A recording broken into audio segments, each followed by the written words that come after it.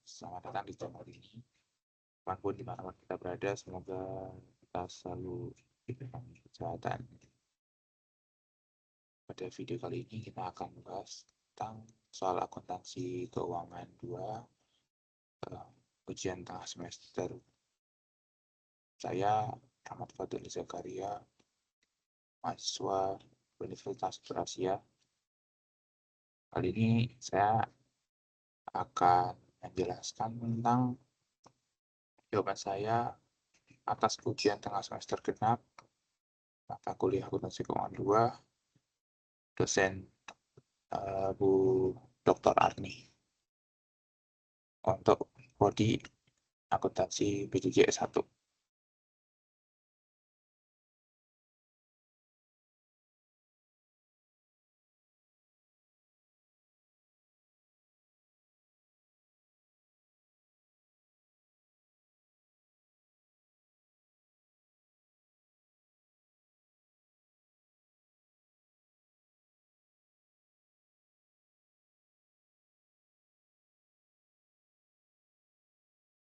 Baik,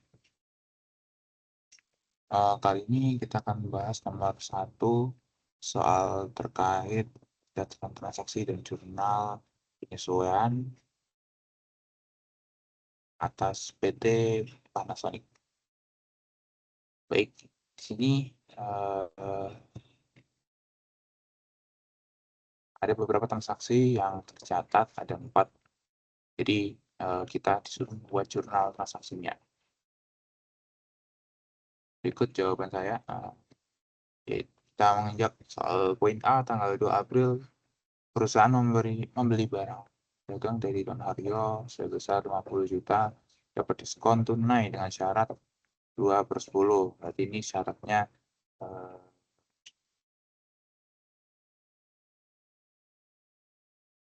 kalau misalnya sudah bisa membayar, ini membeli barang dagangnya itu secara kredit ya. Jadi kalau misalnya 10 hari kemudian dari tanggal 2 itu bisa membayar lunas, maka akan diberikan diskon sebesar 2%. Selebihnya tidak mendapatkan diskon. Nah, diberikan tenggat waktu 30 hari. Jadi paling lambat dilunasinya 30 hari dari tanggal 2 April. Tuh. Nah, karena perusahaan ini membeli barang dagang secara kredit, jurnalnya pada tanggal 2 April yaitu seperti ini. Pastian barang dagang sebesar 50 juta itu didebitkan terhadap utang dagang sebesar 50 juta.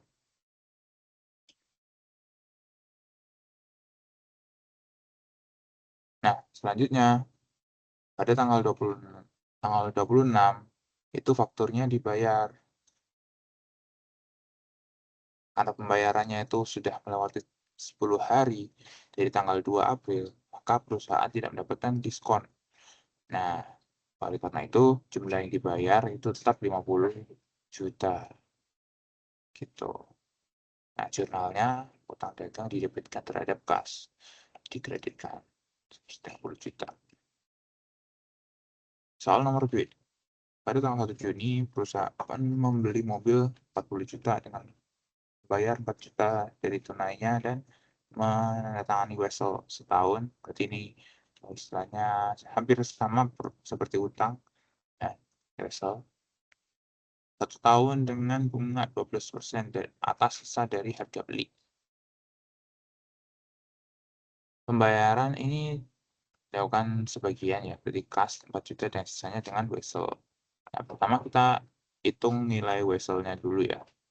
Nah, harga mobil itu 40 juta dikurangi pembayaran tunai 4 juta, berarti 36 juta itu diweselkan. Jadi, weselnya sekian, ini dari 40 dikurangi 4 juta. Nah, nilai asetnya yaitu 40 juta, mencerminkan kendaraan yang dibelinya. Didebitkan terhadap kas sebesar 4 juta dan utang wesel.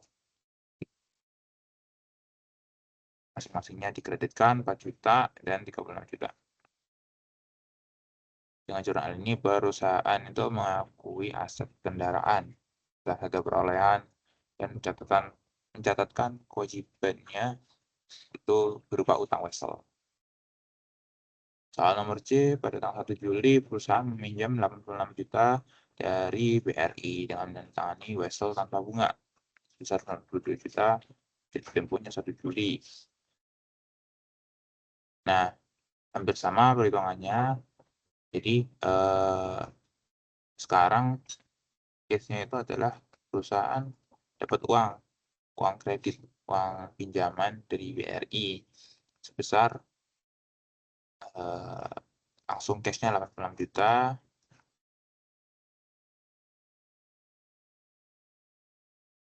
Sebagai gantinya, perusahaan itu menandatangani wesel tanpa bunga dengan nilai jatuh tempo 92 juta.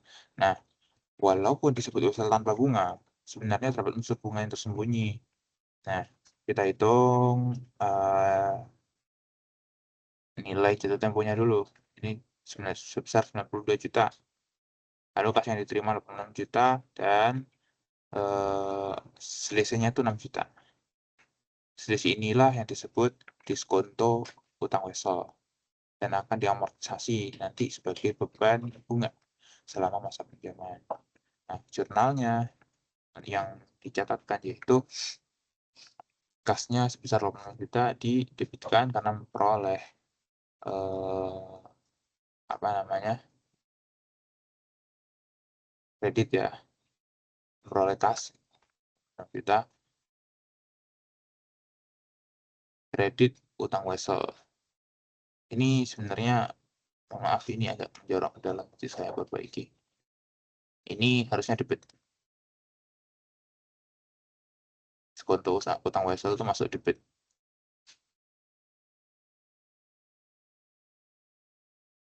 Oke. Lalu kasnya sini utang weselnya kredit. Itu. Lalu pada tanggal 1 Oktober, Dewan Direksi mengumumkan dividen tunai sebesar 300 juta yang akan dibayarkan pada 10 November pada pemegang saham yang tercatat per 31 Oktober. Nah, pada 1 Oktober ada pengumuman dividen tunai 300 juta. Nah, berarti pada saat dividen diumumkan, perusahaan itu memiliki kewajiban, timbul kewajiban pada pemegang saham. Nah, jurnalnya adalah saldo laba didebitkan, lalu utang dividen 300 juta muncul sebagai kredit. Lalu pada tanggal 21 Oktober itu tidak ada pencatatan jurnal, karena di sini peristiwanya itu pencatatan pemegang saham yang akan menerima dividen, itu atau date of record-nya.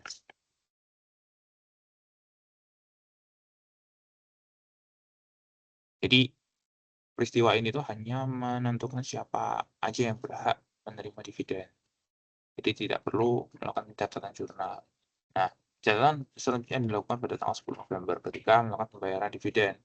Perusahaan harus mendebitkan utang dividennya karena di sini terjadi pembayaran dividen pada pemegang saham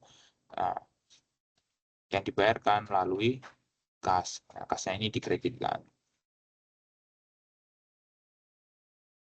Lalu selanjutnya membuat poin B ya, membuat jurnal penyesuaian pada tanggal 31 Desember.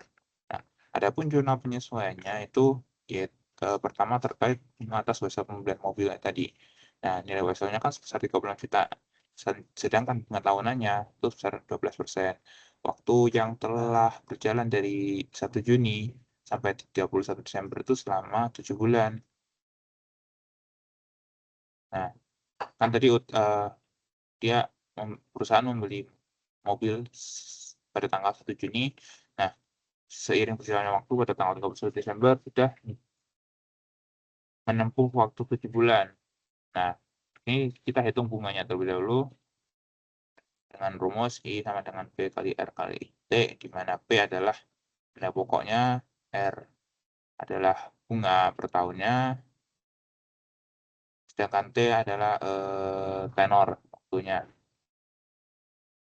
Didapat hasil sekian 2.520.000. Nah, adapun zona penyesuaiannya yaitu beban bunga didebitkan terhadap utang bunga. Artinya perusahaan itu telah menikmati manfaat pinjaman selama 7 bulan, sehingga harus mengakui beban bunga, walaupun belum dibayar. Lalu yang kedua, penyesuaian bunga atas wesel tanpa bunga dari BRI. Nah, diskonto yang harus diamortisasi selama setahun itu kan 6 juta. Periode yang telah berjalan dari 1 Juli sampai 31 Desember adalah 6 bulan. Jadi bunga, perhitungan bunganya yaitu 6 juta. 6 juta ini adalah bunga totalnya dikali periode yang sudah ditempuh, yaitu 6 bulan dari 1 Juli ke 31 Desember. Besar, misalnya bunganya yaitu 3 juta.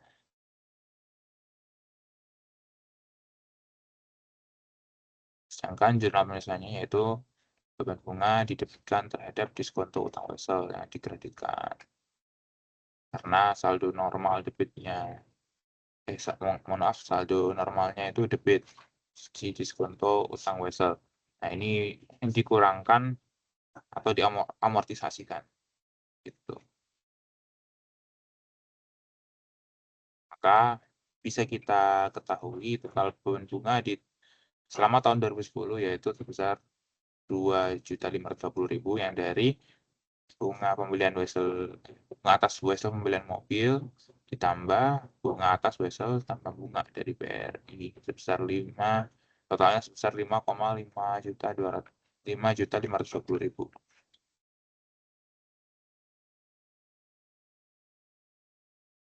Kesimpulannya yaitu transaksi pertama itu menghasilkan jumlah pembelian dan volume utang dagang tanpa diskon yang peristiwa pada tanggal 2 April. Lalu transaksi kedua itu menghasilkan utang wesel berbunga sebesar 36 juta yang di tanggal 1 Juni. Transaksi ketiga itu menghasilkan utang wesel tanpa bunga dengan diskonto sebesar 6 juta. Pada tanggal 1 Juli, transaksi keempat itu menghasilkan pengakuan dan pembayaran dividen tunai pada tanggal 1 Oktober ini. Pada akhir tahun terdapat 2 jurnal penyesuaian bunga. Lalu menginjak soal nomor 2, poin A. Kita membahas soal akuntansi keuangan mengenai penerbitan obligasi, pembayaran bunga, lalu amortisasi obligasi premium, dan pencatatan bunga akrual menggunakan metode bunga efektif. Case-nya yaitu PT Bondowoso menerbitkan obligasi $800.000 dengan tingkat bunga kuponnya itu 10%. Tenornya 20 tahun. Nah, lalu pada tanggal 1 Januari 2015 itu obligasinya diterbitkan dengan harga 119.000 sekian dengan yield atau tingkat bunganya 8% per tahun. Adapun bunga itu dibayarkan setiap setengah tahun atau per semester. Berarti setahun itu 2 kali pembayaran bunganya. Itu pada tanggal 1 Juli dan 1 Januari. Yang diminta yaitu kita membuat jurnal pada saat penerbitan obligasi, lalu pembayaran bunga dan amortisasinya pada tanggal 1 Juli dan mencatat bunga pada akrualnya pada tanggal 31 Desember. Langkah yang pertama yaitu menentukan harga jual obligasi ya. Jadi diketahui yang sudah kita tulis di sini. Nah, perhatikan bahwa obligasi itu dijual pada harga 119.000 sekian. Oh, ini persennya.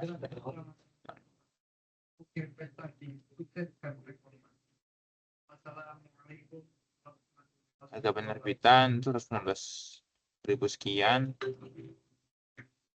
dari nilai nominal. Artinya apa? Harga jual sama dengan 119 sekian persen dikalikan nilai nominal. Berarti bisa kita ketahui bahwa harga jual obligasinya ini lebih besar dibanding nilai nominal sekian, ya sebesar 800.000 sekian. Maka obligasi ini diterbitkan dengan premium, ya, karena harga penerbitannya itu lebih besar dibanding nilai nominal obligasi. Premium obligasi ini dihitung sebagai berikut: 958.000 sekian dikurangi 800.000. Jadi ada premium, ya. Premium obligasinya sebesar 158.300 sekian. Nah, premium ini itu muncul karena tingkat bunga kupon sekitar 10%, lebih tinggi daripada yield pasar sebesar 8%.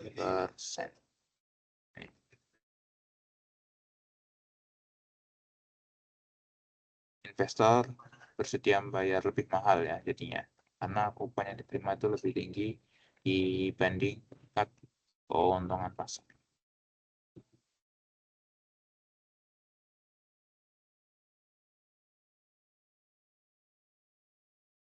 Lalu jurnal penerbitannya yaitu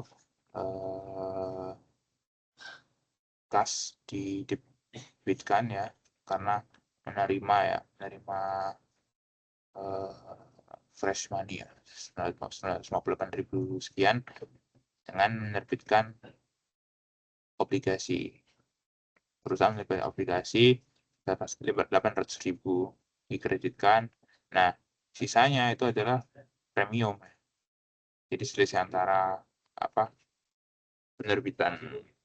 penerbitan obligasinya, ya, harga jual obligasinya dikurangi dengan nilai obligasi, ya, atau nilai nominal obligasinya. Lalu sebelum kita menghitung bunga pada nomor 2, ya, pada peristiwa 1 Juli ini, kita perlu memahami apa itu konsep metode bunga efektif, ya. Dalam metode ini itu beban bunga dihitung berdasarkan nilai tercatat obligasi. Beban bunganya itu dikalikan dengan tingkat bunga pasar yang tingkat bunga pasarnya 10%. Ini. Nah, tingkat bunganya 10%. Sedangkan kas yang dibayar itu tetap berdasarkan kupon obligasi. Nah, selisihnya itu antara kas bunga dan beban bunga itu merupakan amortisasi atas obligasi premium. Yang kedua itu kita hitung bunga semester pertama, ya, yaitu 1 Juli ini. Nah, bunganya itu ini, ya, bunga efektif.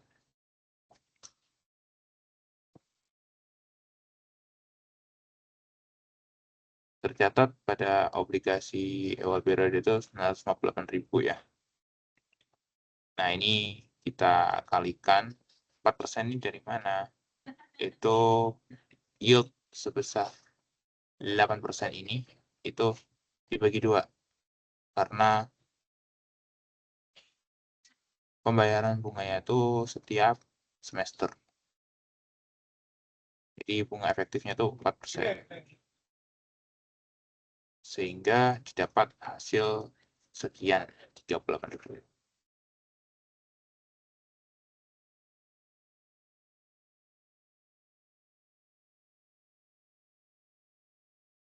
Nah, bunga kupon yang dibayar per semester itu sebesar 800.000 dikali 10% kali 6/12.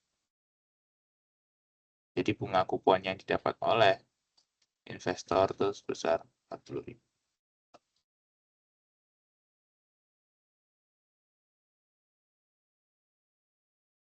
Nah, lalu kita hitung amortisasi premiumnya ya. Jadi 40.000 ini dikurangi beban bunganya. Jadi ini beban bunganya dari investor, dari perusahaan ini 40.000 dikurangi 38.000. Jadi amortisasi premiumnya itu atas bunganya sebesar ini. Adapun jurnal penyesuaiannya yaitu beban bunga kita debitkan, premium obligasi didebitkan, ya utang bunganya sebesar ini 40.000 dari atas dua komponen ini, bunga dan premium obligasi.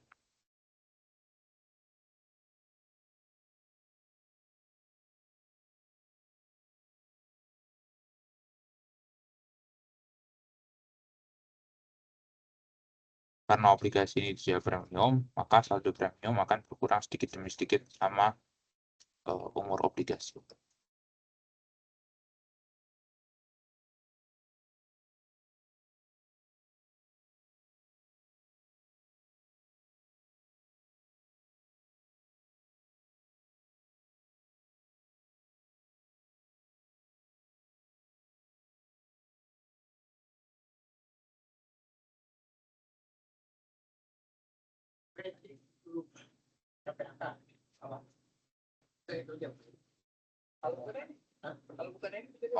Tadi saya bahas sampai ke sini ya. Jadi kas bunganya ini 40.000, jadi nomor sebelumnya sebesar ini 1.657. Nah, jurnal pada 1 Juli itu beban bunga dan obligasi terhadap kas 40.000. Ini debit, dan kredit. Nah, nilai setelah amortisasi yaitu 150.000 sekian dikurangi 1.600 sekian karena ada penghitungan bunga amortisasi premiumnya. Jadi sisanya itu sudah 156.000 ya atas nilai ininya apa?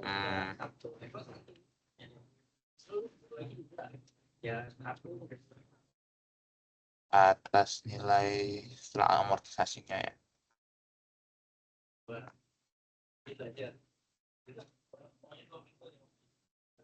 Nilai tujuh obligasi sekian 956.000 8.000. Ini dari mana? Setelah jurnal tanggal 1 Juli. Tuh. Jadi nilai pokoknya itu ini sekian dikurangi 1.667 yaitu bunga amortisasi premium. Sehingga nilai tercatat obligasinya sekarang nilainya premiumnya itu sebesar 156.000. Jadi nilai obligasinya akan turun. Nah, mengapa nilai tercatatnya menurun? Karena obligasinya diterbitkan dengan premium. Premium tersebut harus diamortisasi sampai akhirnya nilai tercatatnya itu sama dengan nilai nominal pada awal. Jadi kan tadi kita ketahui nilai saat premium kan 958.000 sekian. Nah, nilai nominal aslinya itu 800.000. Jadi semakin lama mendekati jatuh tempo, premium itu akan semakin mengecil. Lalu zona yang ketiga, akrual, tentang akrual bunga. Di sini itu tanggal pembayaran bunganya itu 1 Januari tahun 2016.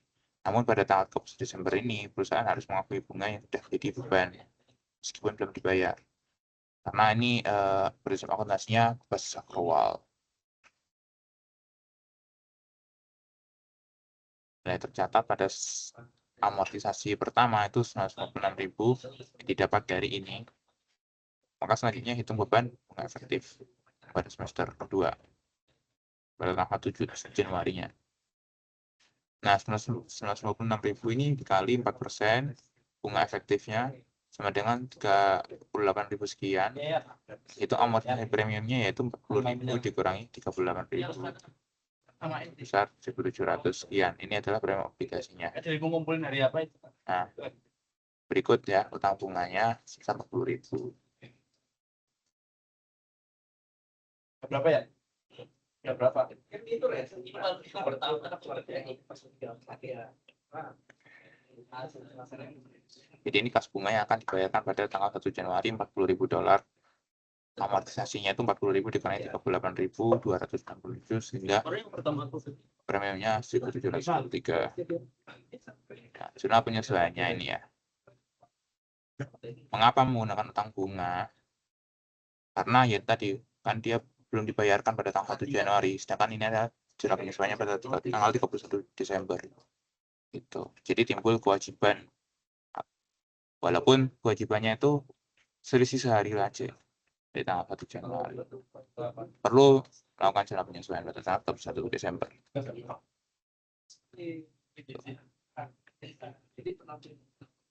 Lalu soal subpoin B. Ini beda kasus, yaitu PT Poniman.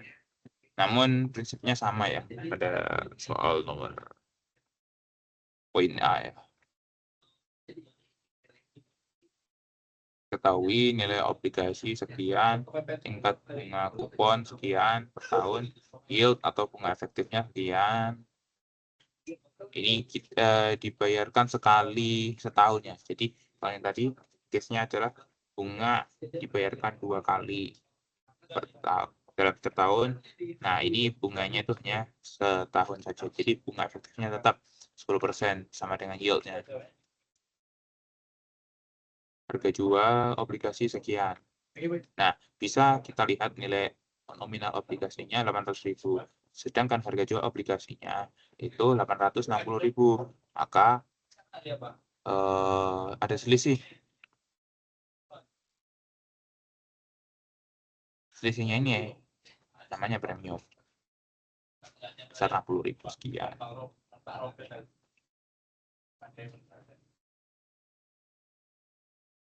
Kita hitung sekarang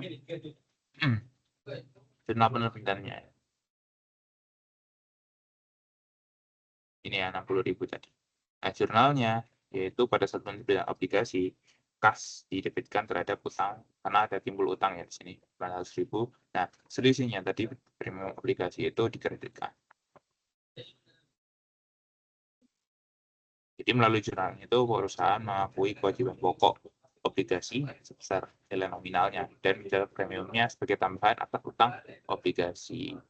Artinya itu investor membayar lebih mahal, besar 60.000 sekian, dibandingkan nilai obligasi yang nominalnya ya. Yang normalnya 400.000. Lalu yang kedua, menghitung atau menyusun schedule bunga dan amortisasi. Jadi karena bunga kasnya dibayarkan tiap tahun itu 12%, maka ini ya, setiap tahun tuh perusahaan membayar bunga tunai sebesar 96.000 ke investor.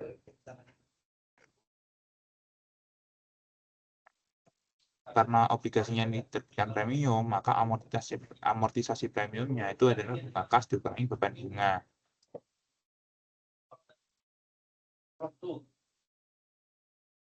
Nah, tercatat pada nilai awalnya tuh 860.000 sekian ya. Yang ini beban bunganya itu sebesar nilai pokok dikali bunga efektif atau yieldnya. Jadi sebesar 86.000. Maka amortisasi premiumnya itu adalah bunga kas yang harusnya dibayar kepada investor sebesar 96.000 dikurangi 86.000 beban bunganya. Jadi ada selisih. Nah, selisih ini yang namanya amortisasi premium. Sebesar 9.900. Jadi nilai tercatat akhirnya obligasinya itu adalah 860.000, ini nilai premiumnya dikurangi 9.900. Jadi nilai obligasi yang tercatat pada periode ini itu sebesar 850.000. Ingat tadi nilai obligasi itu akan turun hingga ke titik nilai nominal pada saat awal. Nilai nominal aslinya. Karena ini premium, maka diamortisasikan per periode. Pada tahun 2015 ini nilainya 850.000 sekian. Begitupun pada tahun 2016 nilai yang ini tercatat pada akhir tahun 2015 itu dipindahkan pada tahun 2016 carry over beban bunga sebesar 850.000 dikali yieldnya besar sekian. Amortisasi premiumnya yaitu 96.000, itu bunga atau kupon yang dibayarkan tiap tahun dikurangi 85.000, jadi amortisasinya itu sekarang sebesar 10.000. Amortisasinya itu makin bertambah dari tahun ke tahun. Nah, maka nilai tercatat akhirnya itu 850.000, yaitu nilai pada tahun 2015 dikurangi amortisasinya, yaitu sebesar 10.000. Jadi nilai tercatat akhirnya yang akan di carry over tahun 2017 itu sebesar 839.000 sekian. Nah, nilai tercatat awal pada tahun 2017 itu adalah sekian, ini yang berasal dari nilai tercatat akhir pada tahun 2016. Beban bunganya sekian, nilai tercatat awal dikali yield, lalu amortisasi premiumnya 96.000 dikali 83.000, besar 13.000. Jadi nilai tercatat akhirnya itu adalah 839.000 ini dari nilai tahun 2016-nya dikurangi amortisasi premium. Di nilai akhirnya sebesar 827.000. Gitu. Nah, jurnal pembayaran bunganya pada tahun dari tahun ke tahun itu sebesar ini ya. Kita catatnya. Kas kan keluar nih sebesar 96.000. Ini adalah kupon yang diberikan pada investor. Nah, beban bunganya itu kita debitkan karena berkurang ya. Nah, selisihnya sekitar 9.900 itu adalah premium obligasi. Pada tahun 2016, kasnya tetap dibayarkan sebesar 96.000 karena ini hak investor. Tapi beban bunganya yang realnya dari perusahaan itu 85.000, sedangkan sisanya itu berupa premium obligasi. Dan pada tahun 2017, pada tanggal 31 Desembernya, kas dibayarkan oleh perusahaan kepada investor 96.000, namun beban bunga yang tercatat pada perusahaan itu sebesar ini, realnya. Nah, sisanya itu adalah premium obligasi. Gitu. Jadi, kita balik lagi dulu ke tabel schedule amortisasi. Sebenarnya itu ada polanya ya. Jadi nilai tercatat obligasi tiap tahun tuh terus menurun. Karena yaitu di obligasi dijual dengan premium itu diamortisasi atau dikurangkan setiap tahun sampai ke nilai awal obligasinya sebesar 800.000 pada saat jatuh tempo nanti pada tahun 2020 gitu. Jadi semakin tahun nilai amortisasi premiumnya itu semakin bertambah. Nah, selain itu kita lihat polanya, beban bunganya itu makin mengecil karena nilai tercatat obligasinya itu semakin rendah. Tercermin dari mana? Dari sini. Ini adalah karakteristik utama ya. Jadi metode bunga efektif pada obligasi premium. Gitu. Jadi ada polanya. Semakin tahun amortisasinya bertambah, semakin tahun beban efektifnya itu berkurang karena berkurang nilai tercatat akhirnya itu nilai obligasinya itu berkurang.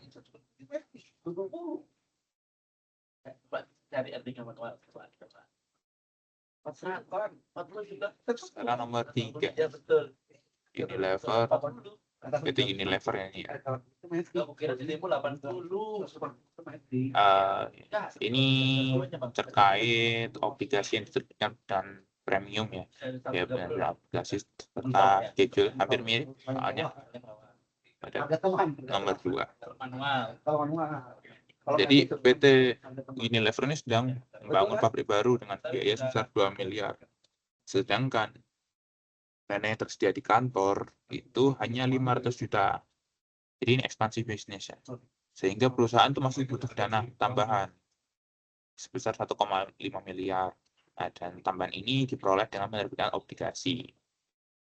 Informasi obligasinya pada nilai nominalnya itu sebesar 1,5 miliar. Berasal dari 2 miliar dikurangi 2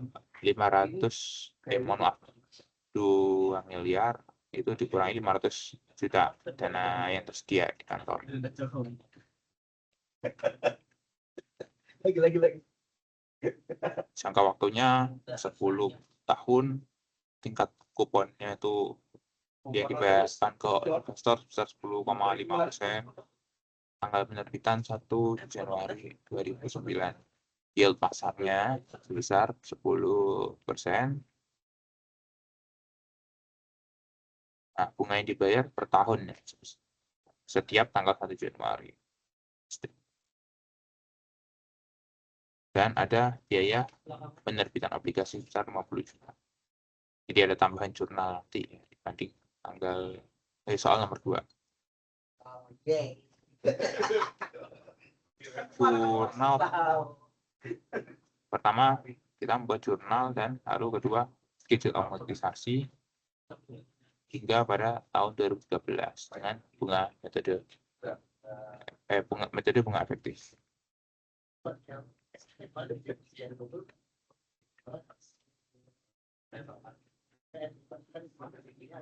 Lalu yang pertama harga jualnya, harga jual obligasinya itu kita harus menentukan dulu ya, nilai sekarang tuh 1,5 M dikali 0,3. 0,3 ini apa? 0,3 ini berasal dari hint pada soal ya.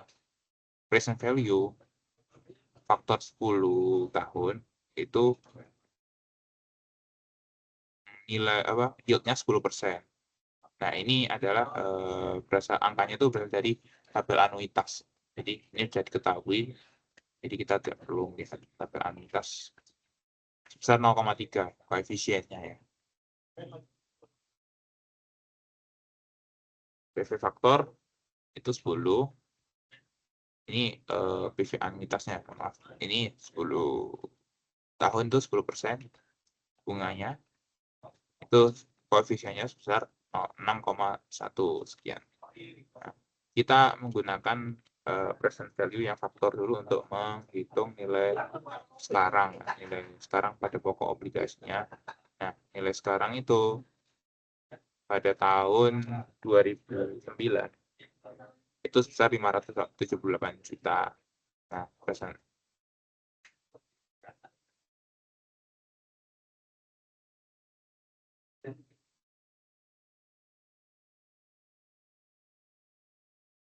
nilai sekarang bunga obligasinya itu bunga tahunan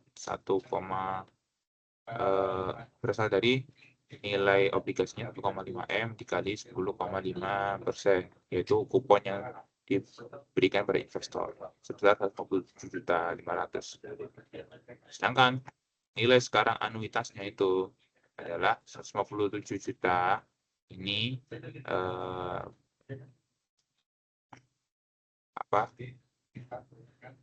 nilai sekarang bunganya ini ya, tambahin bunganya nanti. Nilai sekarang bunga anuitas. Nah, itu dikali koefisiennya sebesar 6, sekian. Jadi nilainya itu adalah 967 juta. Menghitung harga jual obligasi. Harga jual obligasinya 578 sekian. Ini dari nilai pokoknya ya. Ditambah 967 juta. Ini adalah nilai sekarang anuitas bunganya. Jadi nilai obligasinya yang real itu adalah 1,5 M. Nah, ada selisih nih antara dana obligasi yang diterbitkan 1,5. Nah, tapi present value-nya pada tahun 2009 itu aslinya sebesar 1,5 M. Jadi terdapat premium obligasi sebesar 46,08. Nah, harga jualnya itu lebih tinggi nih dibanding nominalnya. Jadi harga jualnya tuh sebenarnya realnya ini nih. Gitu. Sedangkan nilai nominalnya itu sebenarnya 1,5 M. Maka terjadi premium ini aplikasinya. Kenapa bisa premium? Karena tingkat kuponnya 10,5% ya. Itu lebih tinggi dibanding yield pasar sebesar 10%. Nah, oleh karenanya investor tuh bisa bayar lebih mahal untuk memperoleh yang lebih tinggi dibanding tingkat pasar. Adapun jurnal penerbit obligasinya pada awal tahun itu yaitu kas sebesar 1,546 didebitkan, perusahaan memperoleh kas sebesar ini terhadap utang obligasinya yang muncul sebesar 1,5 M. Sisanya itu adalah premi obligasi sebesar 40 juta. Jurnal biaya yang diterbitkan pada ini ada biaya penerbitannya itu dicatat sebagai aset tangguhan atau debt issue cost. Nah, ini ada biaya penerbitan ini ada komponen di dalamnya, misalnya biaya legal, pencetakan, mungkin ada jaminan emisi atau biaya administrasi yang lain. Gitu. Jadi ada jurnalnya timbul biaya penerbitan aplikasi di debit sebesar 50 juta terhadap kas sebesar 10 juta dikreditkan. Nah, karena dalam prakteknya di IFRS itu biaya penerbitan biasanya dikurangkan langsung dan nilai biaya penerbitan biasanya itu dikurangkan langsung dari nilai tercatat pada obligasi. Nah, sebenarnya itu ya, jadi langsung dikurangkan aja sama nilai yang tercatat pada aplikasinya. Tapi di soal ini kita sendiri kan, karena untuk memudahkan aja ada pencatatan jurnalnya.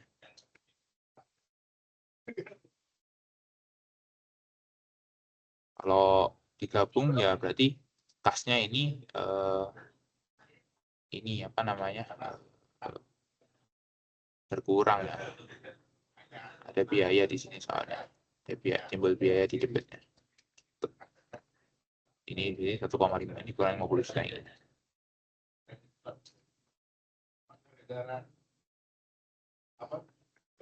Lalu sekarang kita menyusun amortisasi schedule-nya atas obligasi premiumnya. Bunga efektif atau yield-nya itu 10,5% dari nilai nominalnya. Jadi bunga kas yang dibayar tiap tahun itu sebesar 157,5 juta. Ini adalah kas yang akan dibayar ya ke investor atau pemegang obligasi. Nah, namun pada akuntansi itu ada perbedaan ya. Jadi ada amortisasi. Amortisasi ini adalah pengurangan nilai aslinya si obligasi ini. Tercatat pada awalnya itu 1,546 M ini ya, yang berasal dari nilai premiumnya ya. Harga jual obligasi premiumnya itu sebesar ini. Yang didapat dari bunga tahunan, nah nilai sekarang anuitas pada bunganya.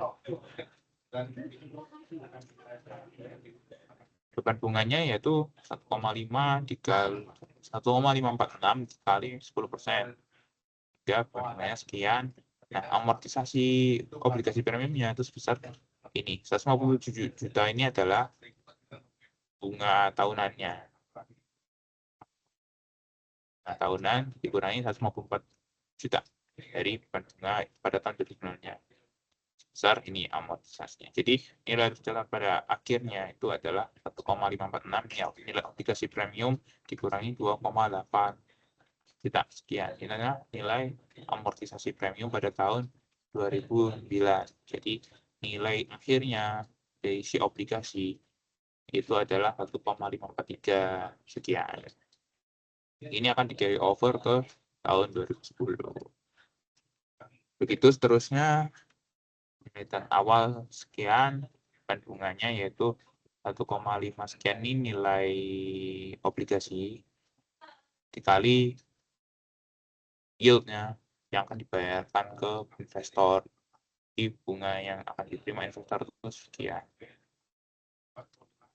Nah, amortisasinya itu adalah 57 juta dikurangi 54 juta. Jadi ada amortisasi bunganya, bunga pada obligasi itu 3,1 juta. Sehingga nilai catatan akhirnya itu adalah nilai realnya 1,540 M. Pada tahun 2010, ini dibawa juga ke tahun 2011. Terus seterusnya hingga tahun 2012.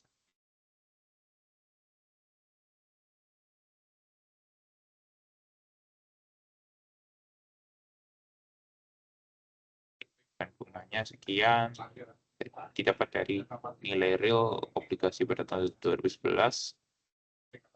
Dari premiumnya ini dikurangi 97 juta ini adalah nilai ininya ya, nilai bunga tahunannya ya obligasi, dikurangi 154 juta. Jadi amortisasi bunga per tahun 2011 itu adalah ini. Jadi nilai catatan akhirnya itu adalah 1,540 dikurangi 3,4 juta. Nah, nilai real pada tahun 2011-nya itu 1,536 di carry over tahun 2012.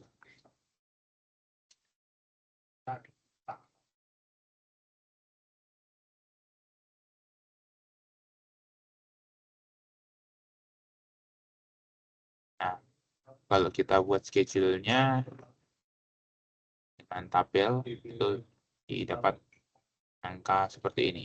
Jadi bisa kita lihat tiap tahun itu beban bunganya berkurang, amortisasi premiumnya bertambah,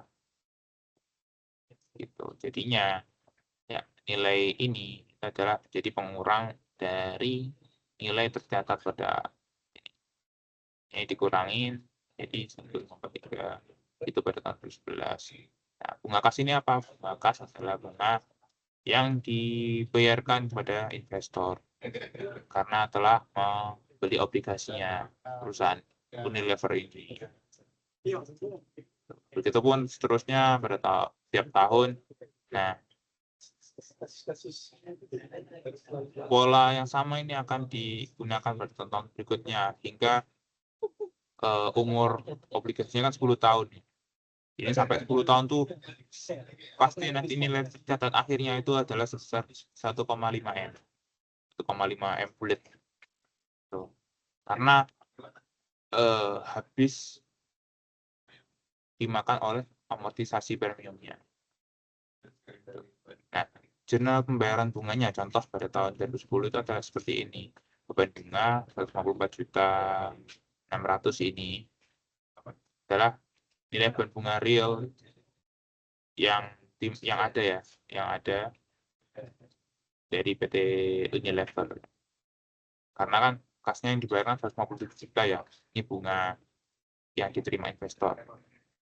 Nah, realnya tuh nilainya di dalam pencatatan PT Unilever itu seperti ini. Sisanya adalah premium obligasi. Begitupun nanti pada tahun 2011 ini tinggal diganti aja, tinggal diganti jadi ini nilai beban bunganya. Kamu karantina dulu, tarik kasnya tetap 150 juta ini dibayarkan tiap tahun. Yang sisanya itu adalah premium obligasi seperti ini. Itu terus sampai tahun 2013 bisa diganti. Kalau 2013 ya berarti beban bunganya sebesar 153 juta ini. Itu sih data penagihan. Ya, Pak. Kasnya tetap. Tapi nilai beban bunga realnya pada PT Unilever itu 153 juta di tahun 2013.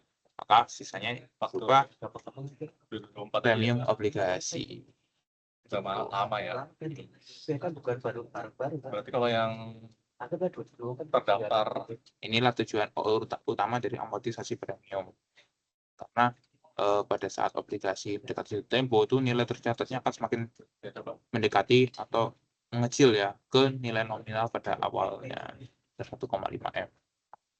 Maka kesimpulannya yaitu dari beberapa soal di nomor 2 dan 3 itu harga obligasi itu diperoleh dari nilai sekarang, pokok, dan bunga. Kedua, jika tingkat kuponnya itu lebih tinggi dibanding yield pasar, maka ini bisa dikatakan obligasinya itu premium. Kalau tingkat kuponnya itu lebih rendah dibanding yield pasar, maka obligasinya ini diskonto. Artinya perusahaan itu menerbitkan obligasi itu nilainya lebih rendah dibanding pasar, maka ya bisa dikatakan ini obligasi diskon lah. Tuh.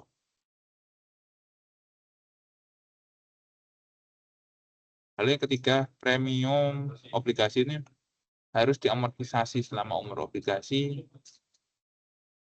Lalu selanjutnya yaitu bunga metode efektifnya menggunakan yield pasar untuk menghitung perbandingan. Dan yang kelima, obligasi premium itu memiliki karakter beban bunga itu lebih kecil dibanding bunga kasnya. Ya kan? Nah, lebih kecil kan dibanding bunga kasnya. Isinya merupakan amortisasi premium. Dan nilai yang tercatat obligasi ini akan terus menurun seiring berjalannya tahun sampai jatuh tempo. Soal nomor 4. Jadi ini bahas tentang modal saham, agio saham, treasury, dan dividen dari studi kasus PT Sampurna Tbk. Jadi transaksi pertama kita cek dari tanggal 3 Maret, HM Sampurna menerbitkan 5.000 saham reference dengan dividennya itu 8% kumulatif dan non partisipatif. Dan nilai parinya itu 10.000 serta diterbitkan juga 50.000 lembar saham biasa dan nilai parinya 500 per lembar. Nah, karena di sini tuh tidak menyebutkan harga jual di atas atau di bawah nominal, jadi kita anggap nilai saham itu yang diterbitkan sama dengan nilai parinya. Lalu berikut perhitungannya. Jadi saham preferennya itu 5.000 dikali 10.000 harga par. Saham biasanya 50.000 dikali 500 sebesar sekian. Jika di total PT HM Sampurna ini menerbitkan saham dengan nilai total 75 juta. Jurnal seperti ini kas didebitkan terhadap akun modal saham preferen dan modal saham biasa yang masing-masing sebesar 50 juta dan 25 juta. Lalu selanjutnya ada transaksi kedua pada tanggal 12 Maret menerbitkan 20.000 lembar saham biasa dengan harga Rp1.600 per lembarnya. Perhitungannya sebagai berikut. Nilai nominalnya itu 20.000 lembar saham dikali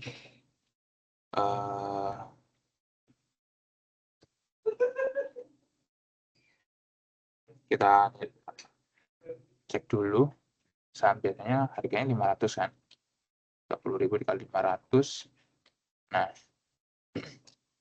kas diterimanya itu 20.000, yaitu lembar sahamnya dikali 1.600 dengan harga jualnya ini. Jadi terdapat selisih. Selisihnya itu yaitu disebut agio saham. Agio saham ini adalah selisih dari harga jual dikurangi harga nilai parinya ya. Itu nilai yang saat diterbitkan sahamnya. Harga bisa berfluktuatif. Jadi harga bisa berfluktuasi tergantung kondisi pasar. Nah, jika harganya tadi 500 lembar pada berapa hari kemudian, sehari kemudian harganya jadi 1.600. Jurnalnya sebagai berikut, kas didebitkan terhadap modal saham biasa dengan selisih harga itu adalah berupa agio saham biasa yang termasuk dalam akun kredit. Khususnya di modal atau ekuitas. Nah, lalu transaksi ketiga. 1 April menerbitkan pada Ultra Jaya Tbk 4.000 lembar saham preferen untuk ditukar dengan Aktiva sebagai berikut. Mesin dari Ultra Jaya dengan nilai pasar wajar 5 juta, gedung pabrik 11 juta, tanah dengan nilai taksiran 27 juta. Nah, di sini total aktifanya itu kalau dia total sebesar 43 juta. Nah, ini rencananya mau ditukar dengan nilai saham preferen yang diterbitkan oleh HM Sampurna. Nah, di sini saham yang diterbitkan sebesar sebanyak 4.000 lembar saham dengan nilainya itu sebesar 10.000. 10.000 itu dari mana? Dari sini. Harga parinya, nilai parinya. Oke, di sini terdapat selisih ya antara total aktiva sebesar 43 juta dengan nilai saham preferen. Saham preferennya ini 40 juta. Nah, ini menguntungkan bagi HM Sampurna. Oleh karenanya, ini bisa juga dikatakan sebagai agio saham. Berupa agio saham preferen. Karena selisih dari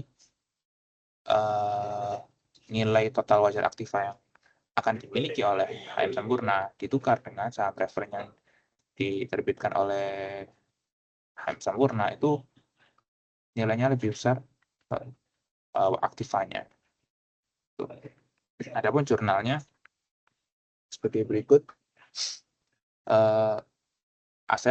Ketiga aset ini berupa mesin, gedung, tanah itu didebitkan terhadap modal saham preferen. Nah, selisihnya itu sebagai agio saham preferen di akun kredit. Oke, pada tanggal 30 September 2009 atau transaksi keempat. Ini HM Sampurna membeli 1.800 lembar saham biasa dengan harga Rp1.900 per saham. Nah, di sini bisa dikatakan namanya saham treasury ya. Up to saham treasury. Treasury itu adalah saham perusahaan yang sudah beredar di pasar. Nah, itu kemudian dibeli lagi sama perusahaan penerbitnya. Jadi saham ini tuh nggak boleh, tidak memperoleh dividen, tidak memiliki hak suara, dan mengurangi total ekuitas perusahaan. Gitu. Jadi hasil penjualan dari sahamnya ini tadi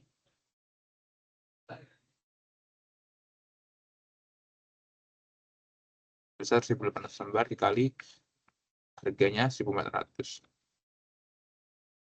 Nah, harga perolehannya waktu dulu diterbitkan itu 1.900. Dari mana angka 1.900 itu?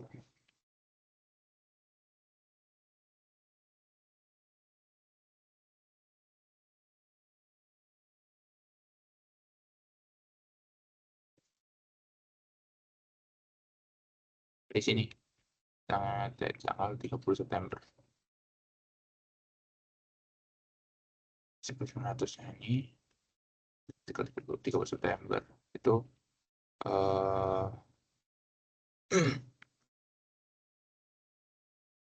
waktu HM Sampurna membeli 1.900 lembar saham biasa.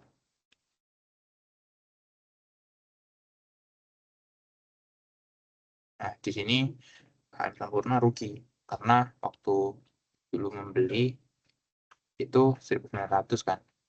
Tapi selisih harga pada saat menjual kembali saham yang mereka telah miliki lalu dilempar kembali ke pasar, dirugi 900. Nah, namun perlu diketahui kerugian itu tidak dicatat di laba rugi, tapi mengurangi modal store.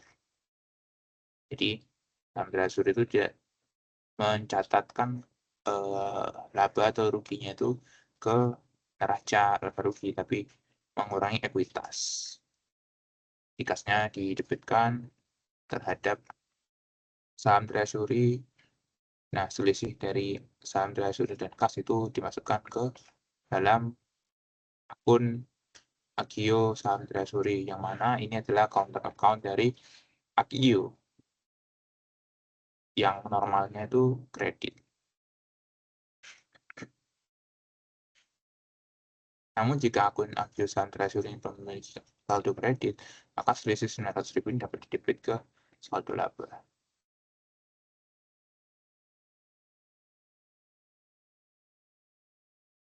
Lalu transaksi kelima, menjual kembali saham treasury-nya tadi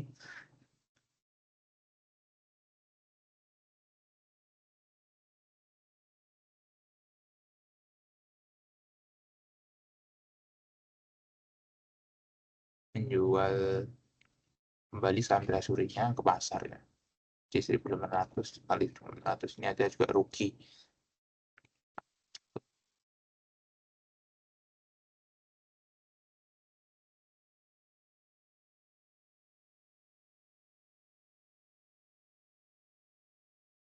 Nah, karena harga jual lebih rendah dibanding harga perolehannya, itu terjadi kekurangan 900.000. Nah, jurnal seperti ini, kas digunakan terhadap saham treasury dengan counter account berupa selisih dari kas dan saham treasury yang dimasukkan dalam debit. Tanggal 31 Desember terjadi aksi pengumuman dividen tunai sebesar Rp25 per lembar saham biasa dan mengumumkan dividen dari saham preference. Nah, di sini perlu kita ketahui ya terkait dividen, itu jumlah saham biasanya kan yang dividen 50.000, untuk yang preference 20.000. Nah, terus dikurangi saham treasury ya, karena saham treasury itu telah dijual kembali seluruhnya di bulan Oktober tadi. 1.800 ini. Maka seluruh 70.000 lembar saham itu berhak menerima dividen. Nah, adapun dividen yang diumumkan itu sebesar Rp25 per lembar.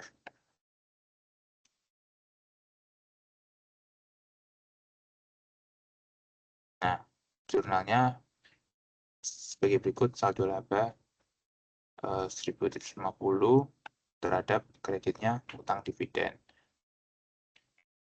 karena masih pengumuman ya. Nah, kita hitung juga saham preferennya, yaitu tadi bersifat kumulatif dan partisipatif dan punya tarif dividen 8%. Adapun jumlah saham preferen yang beredar itu sebesar 5.000 tambah 4.000 lembar dari 9.000 lembar. Nilai parinya totalnya ya 9.000 lembar dikali Rp10.000. Jadi total saham sebesar 90 juta. Nah, adapun dividennya itu besar 8%, karena di soal tadi 90 juta ya 8%-nya ini.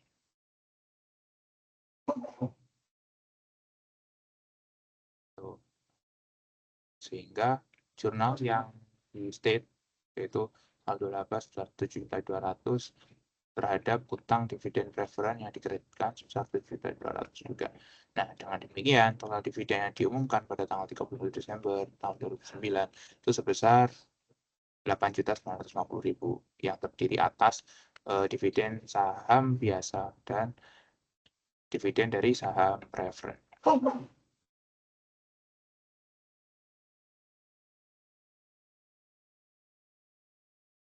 Lalu soal yang kelima.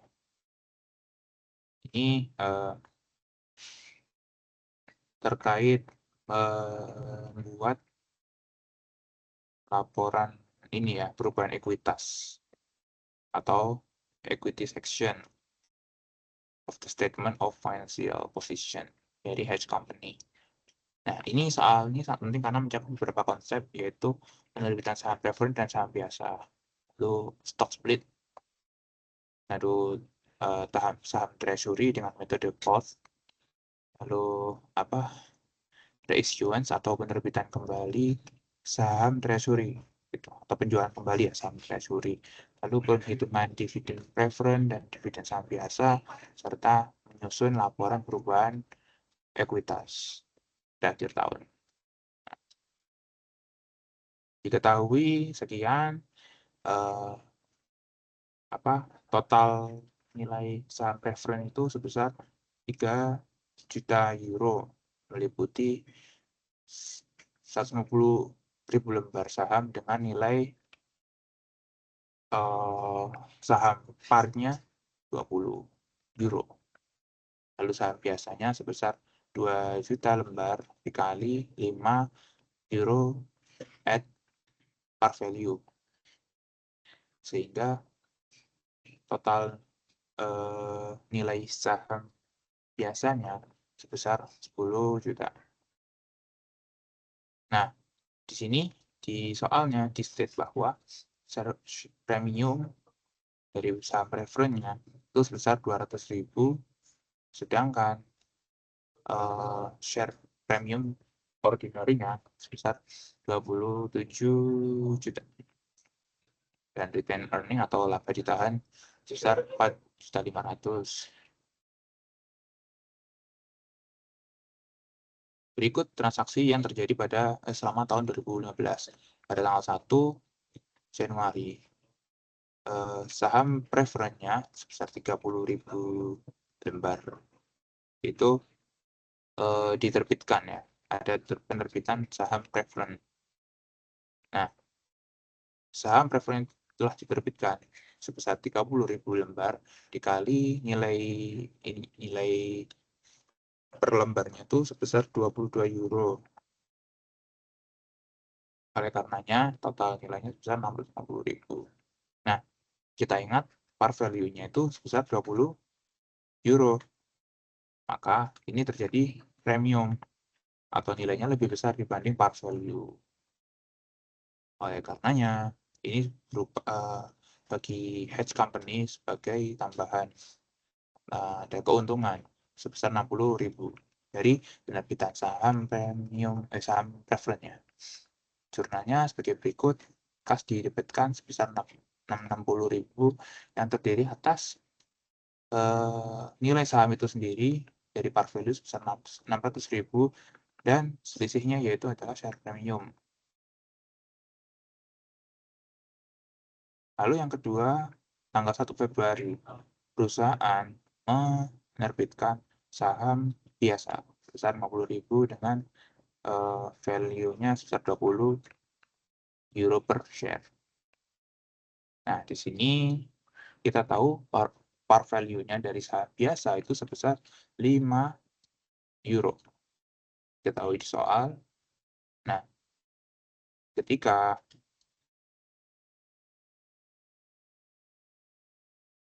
sahamnya ini sebesar 150.000 lembar ini dijual dengan harga 20 euro, terdapat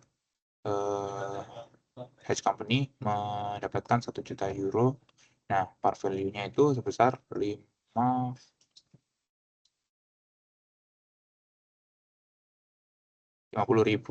lembar saham yang diterbitkan dikali 5 euro 150.000.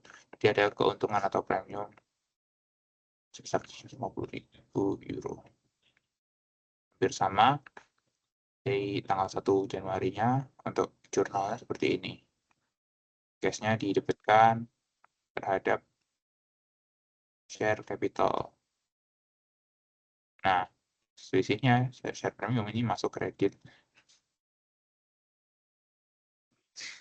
Lalu tanggal 1 Juni terjadi aksi 2-for-1 share split dengan par value-nya berkurang sebesar 2,5 euro. Nah, apa itu stock split. Stock split itu adalah apa ya? Jadi misalnya dalam saham yang beredar itu dipecah nilai sahamnya dengan dampaknya yaitu jumlah lembar saham yang beredar itu lebih banyak, tergantung. Kalau perusahaan melakukan stock splitnya itu 2:1, berarti saham yang beredar itu menjadi 2 kali lipat lebih banyak dibanding saham yang beredar sebelumnya. Nah, di sini sebenarnya tidak ada jurnal akuntansi yang dicatat, tapi dampaknya itu ya total hanya struktur saham saja yang berubah. Total ekuitas juga tidak berubah karena nilainya sebenarnya sama. Hanya saja jumlah lembarnya itu jadi lebih banyak. Lalu juga nilai par value-nya juga turun. Jadi semulanya itu 5 euro ya, jadi 2,5 euro. Sebenarnya prinsipnya sama ya. Jadi saham yang beredar di sini itu 2.050.000. Ini dari mana? 2.050.000. 2.050.000 itu dari jumlah lembar saham yang beredar. 2 juta di sini yang sudah beredar pada saldo awal ya, yang sudah dimiliki oleh investor 2 juta. Lalu 50.000-nya dari penerbitan saham pada tanggal 1 Februari. Jika ditambah jadi 2.050.000. Nah, ini lebih banyak lagi saham yang beredar di masyarakat atau di investor menjadi 4.100.000. Sedangkan par value-nya turun. Pada intinya nilainya sama. 2.050.000 dikali 2,5 euro.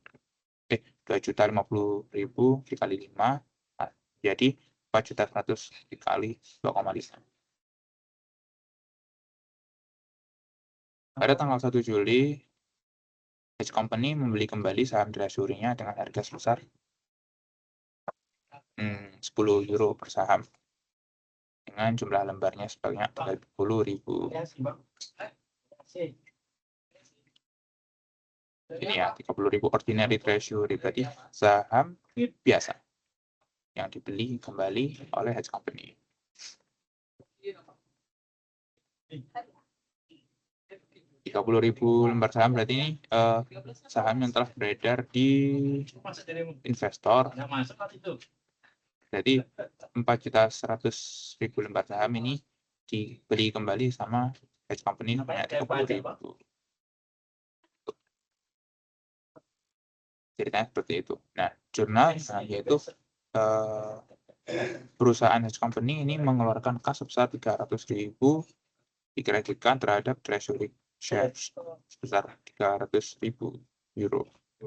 Nilainya dari 30.000 lembar ini dikali nilai saham treasury-nya itu diberi harga atau dihargai sebesar 10 euro per lembarnya.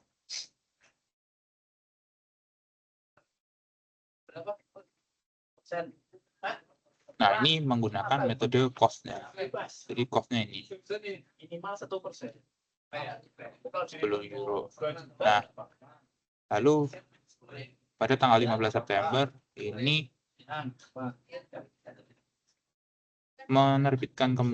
menerbitkan saham treasury sebesar 10.000 at 11 euro per share. Berarti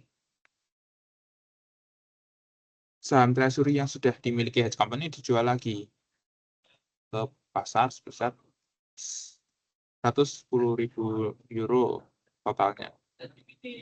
Nah,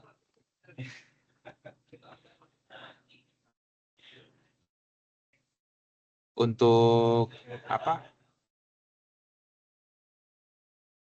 cost-nya ingat ya, waktu Hedge Company pada tanggal 1 Juli itu membeli 30.000 kan. Nah, ini 10.000-nya dijual. Jadi masih ada mereka punya 20.000 saham treasury. Nah, 10.000-nya dilepas lagi ke pasar. Waktu itu belinya 10 euro.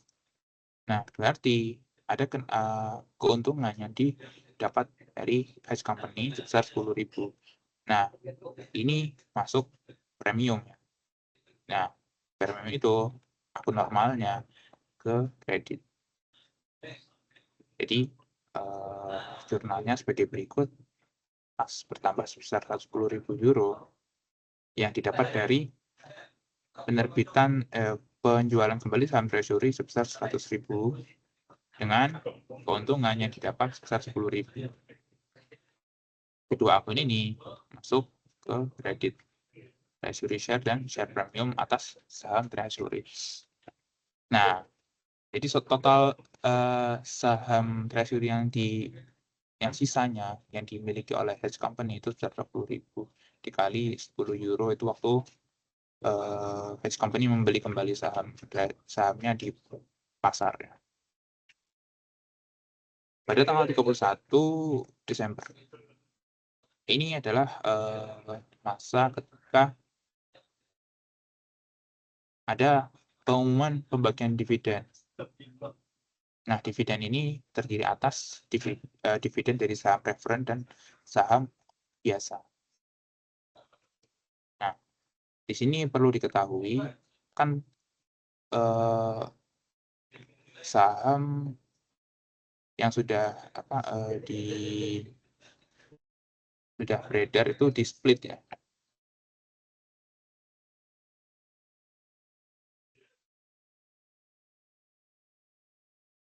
Tapi yang di split itu adalah saham biasa. Nah, saham preferen itu masih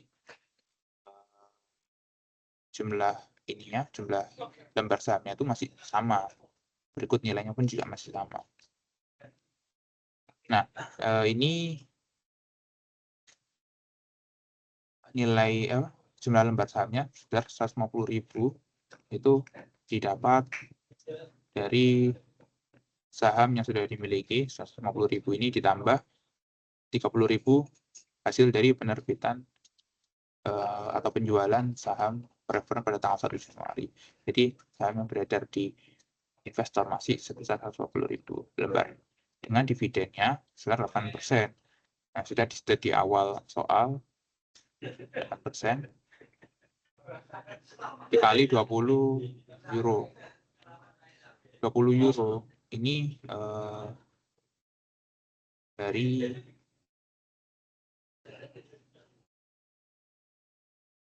saham ini, nilai saham per lembarnya.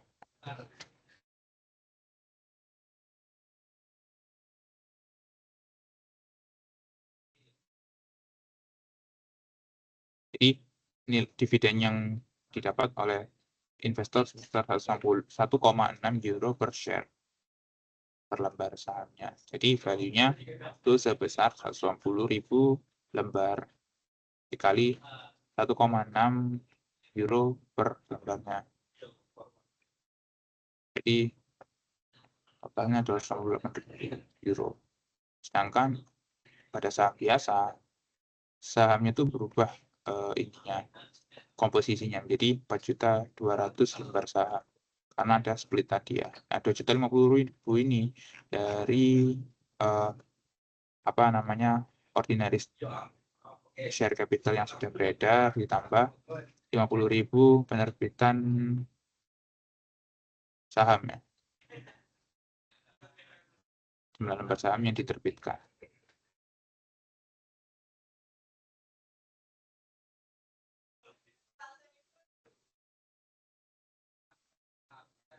Lalu 50.000 selanjutnya ini ya dari mana?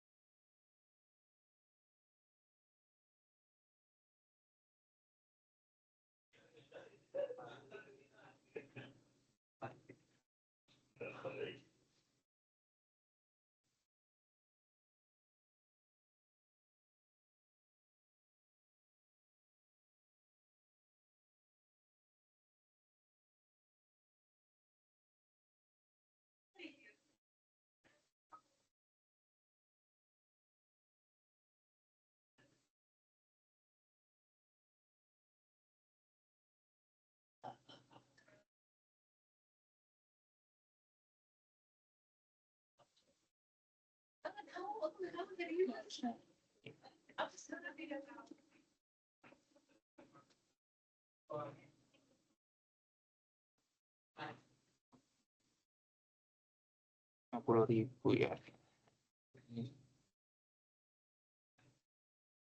Lalu ini 2.100.000 lembar saham yang beredar di split ya, jadi 4.200.000 dikurangi saham treasury yang sudah yang dipegang oleh perusahaan, jadi outstanding ordinary share-nya tuh 4.160.000. Dividennya sebesar €0,5 per share.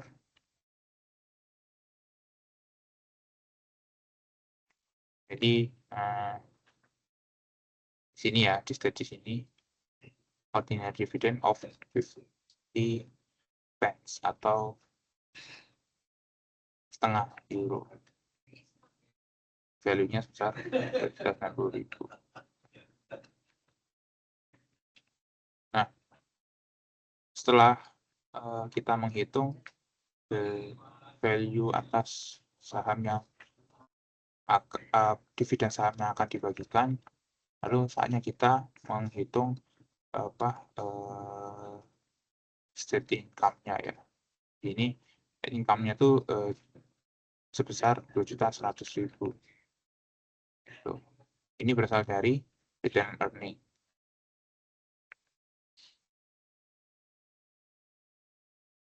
Atau laba bersih ya. Laba bersih itu sama dengan laba ditahan.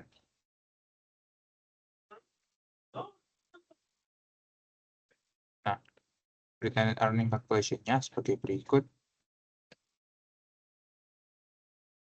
State di awal soal retained earnings sebesar 4.500.000. Nah, ini ditambah net income sebesar 2.100.000. Dikurangi saham preference dividennya sebesar 88.000 yang akan dibagikan ke investor, dan ordinary dividen sebesar 2.090.000. Ini sebagai pengurang. Maka retained earning pada akhir periode ini tahun 2019 sebesar 4.222.000. Lalu penyusunan ekuitas akhirnya sebagai berikut.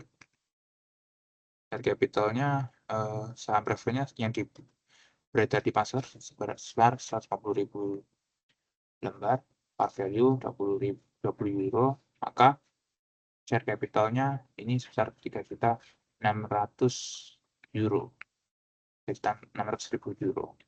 Nah, ordinary share setelah stock split ini 4.100.000.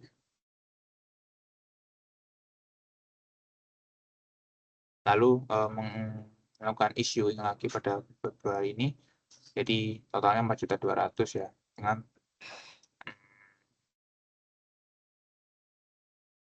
value-nya sebesar €2,5. Nah, ini kita sendirikan dulu antara ordinary share-nya sama saham treasury. Jadi agar dapat mengklasifikasi akunnya lebih detail.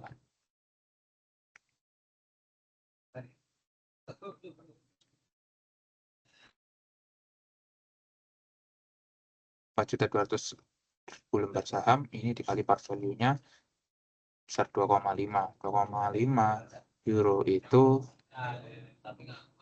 berasal dari sini setelah stock split. Jadi yang asalnya €5 par value dari ordinary share-nya jadi €2,5 besar €10.500.000 untuk value dari ordinary share. Lalu share premium ini adalah keuntungan yang didapat berasal dari issuing share 260.000 share ditambah ordinary premium share. Ini mohon maaf, ini adalah saham preference premium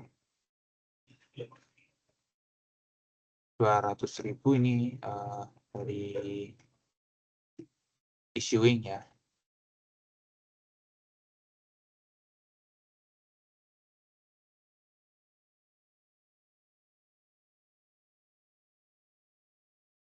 mohon maaf, berasal dari soal dari yang di state 100.000 ditambah 60.000 adalah keuntungan di sini. 1.000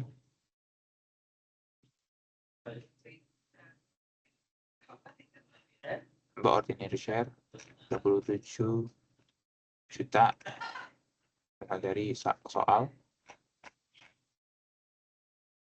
ditambah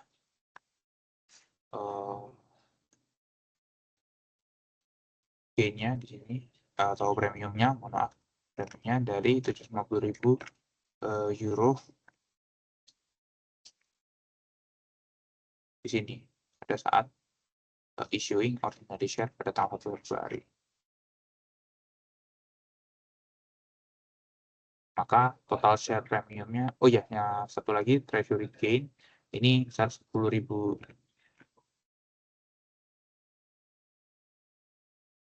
Maaf, ini 10.000 euro karena adalah hasil penjualan.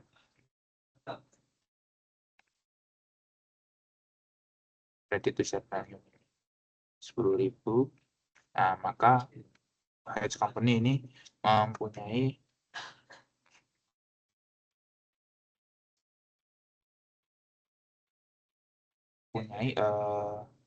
apa namanya, saham treasury totalnya saham premium ini sebesar 28.000, ini bukan share, 28.020.000 euro.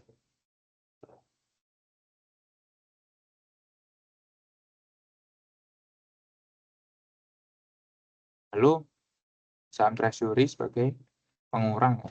Ini adalah sebesar 20.000 kali 10 euro.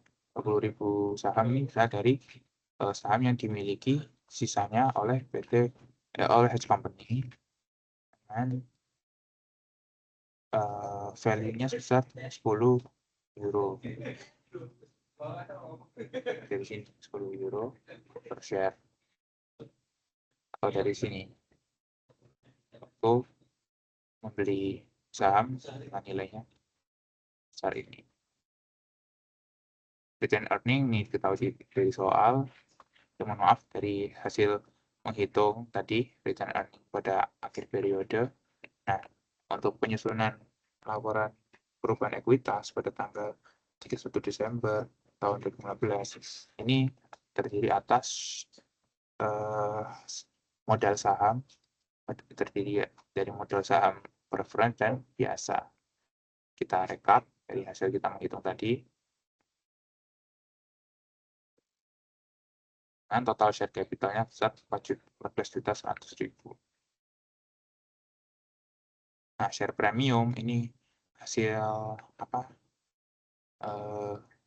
Selisih ya, selisih antara penerbitan saham dan juga saham yang dimiliki oleh hedge company at par value. Besar ini tadi sudah kita hitung.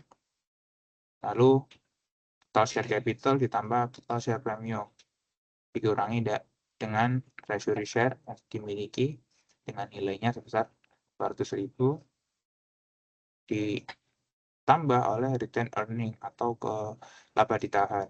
Jadi modal yang dimiliki secara keseluruhan pada akhir periode itu sebesar 46.442.000.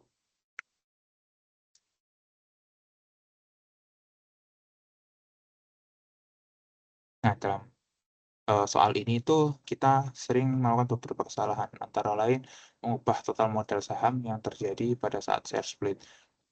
Padahal share split ini hanya mengubah jumlah lembar saham dan nilai nominalnya per lembar. Jadi tidak ada perubahan total modalnya.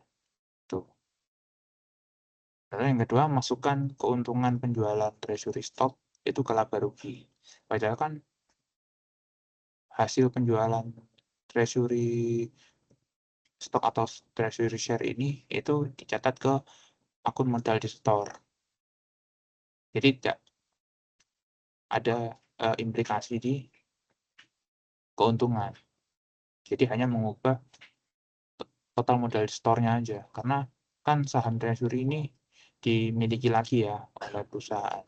Di sahamnya itu dibeli saham yang mereka terbitkan sendiri itu mereka beli lagi dari pasar. Lalu yang ketiga, menghitung dividen berdasarkan jumlah saham yang diterbitkan, bukan jumlah saham yang beredar. Jadi dividen ini dihitung berdasarkan jumlah saham yang diterbitkan ya, gitu. Karena harusnya itu jumlah saham yang beredar, karena current ya yang sudah yang sudah beredar pada saat pengumuman itu. Jadi pada tanggal 31 Desember itu sini ada pengumuman bahwa akan dilakukan pembagian dividen. Nah, itu yang jadi dasar penghitungan dividen saham yang beredar di masyarakat atau di investor gitu. Nah, saham treasury itu perlakuannya mereka tidak menerima dividen sama sekali gitu. Jadi penghitungan penghitungan dividen itu mengecualikan saham treasury. Jadi hanya yang mendapatkan dividen itu adalah saham pemegang saham preferred dan pemegang saham biasa. Jadi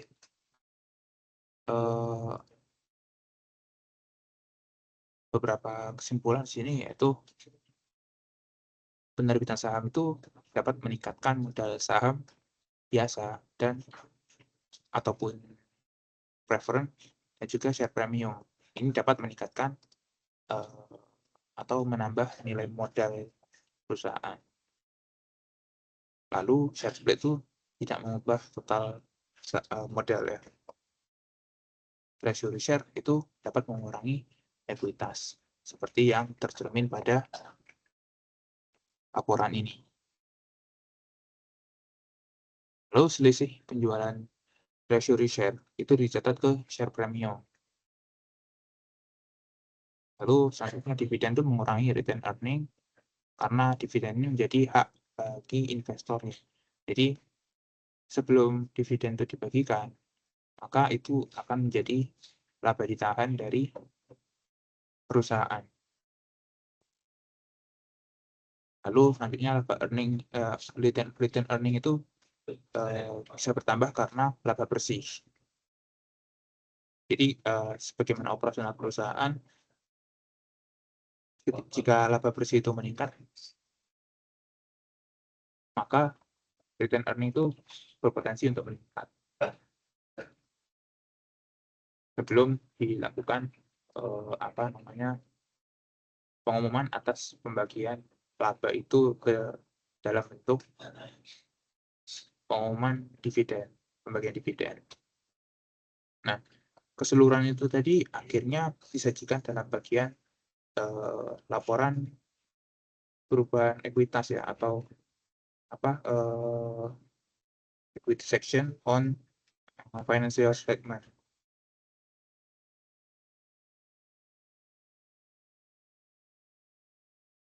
Baik, terima kasih sudah menonton video ini. Semoga bermanfaat dan jawab soal UTS khususnya. Terima kasih telah menyimak. Mohon maaf bila ada salah atau kurang atau lebihnya. Sampai jumpa pada video berikutnya. Terima kasih.